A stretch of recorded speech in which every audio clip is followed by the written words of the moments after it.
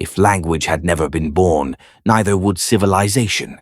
Without words, we could not pass on our dreams, our fears, or our discoveries.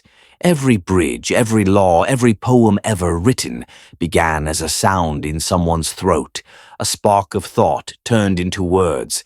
Language is the invisible architecture of our minds, the bridge between one soul and another. And within this invisible realm lies humanity's greatest treasure, the classics, the literature of the ages. Long before cities rose, our ancestors gathered around firelight, telling stories of gods, monsters, and heroes. They gave names to stars, to rivers, to love, to death, and in doing so, they gave meaning to existence itself. Those early myths were not just entertainment. They were maps of the mind, the first attempts to explain the chaos of the world.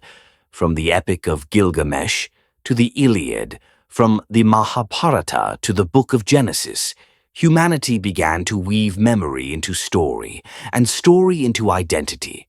When words were finally carved into clay, pressed onto papyrus, etched into stone, the human voice found immortality.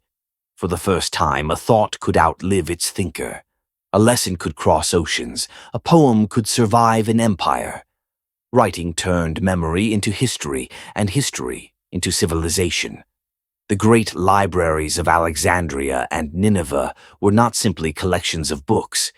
They were the living memory of humankind. As the centuries passed, language became more than survival. It became art. Homer sang of war and honor.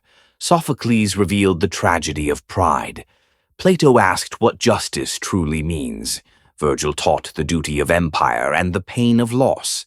From Greece to Rome, from Persia to China, the human story unfolded through ink and imagination.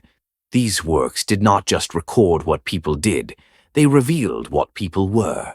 They spoke of ambition and betrayal, of courage and despair, of love that defied death itself. Every classic is a mirror. And when we read them, we see not only ancient heroes, but also the hidden corners of ourselves. Centuries later, when the light of reason flickered once again in Europe, writers and thinkers rediscovered the wisdom of the ancients. From Dante's Divine Comedy to Shakespeare's plays, from Cervantes' Don Quixote to Milton's Paradise Lost, the classics became the compass of a new world, guiding humanity towards self-awareness. They reminded us that language is not just a tool of power, it is the breath of the human spirit. A poem could move kings, a sentence could ignite revolutions, a book could change the fate of nations. Then came the age of the individual. Writers like Dostoevsky, Tolstoy, and Bronte turned their gaze inward into the labyrinth of the human heart. They showed us that the greatest battle is not between nations, but within the soul. From Crime and Punishment to Anna Karenina, from Moby Dick to a hero of our time, the classics taught us that freedom and despair often live in the same sentence. They dared to ask, what does it mean to be human?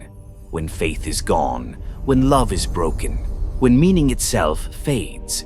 And their answer was never simple, because truth rarely is.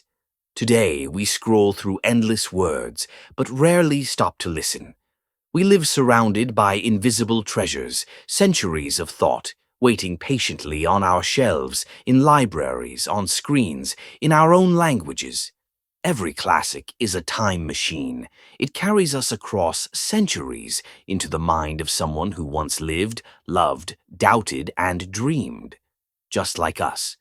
When we read the classics, we are not escaping the present. We are expanding it. Because every great book whispers the same truth. Nothing human is ever lost. To study the classics is to study ourselves, our fears, our hopes, our contradictions. They remind us that civilization was not built by wealth or weapons, but by words. Every idea that shaped the world, justice, freedom, equality, beauty, was first written in ink before it was carved in stone.